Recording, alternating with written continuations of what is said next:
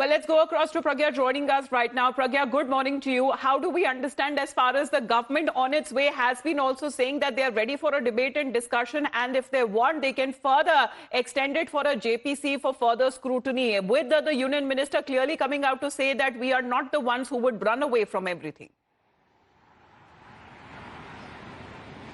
Well, good morning, Amita. And if you look at the government statement that have been coming out, and also what Mr. Kiren Rijiju said yesterday, that we have nothing to hide in this bill, and our intent is very clear. The intent is to strengthen Waqf Board, to not let it convert into land mafia boards, and this is exactly what the government is also doing. They also got numerous complaints from the women, from poor Muslims, from other sects in the Muslim, like Bohras, Aga Khanis, and also Ahmadiyas, and there are other sects in the Muslim community that have been sidelined in these boards, and that is why the previous acts only calls for Sunni and Shia Waqfs, whereas the amendment now calls for the Bohra and Aga Khani's Waqf Board as well. The government intend to regularize any of the institution that will hamper the growth of the poor of that particular community. And remember also, Amita, the argument that is given by the government is that any institution, any NGO, or for that matter, any of the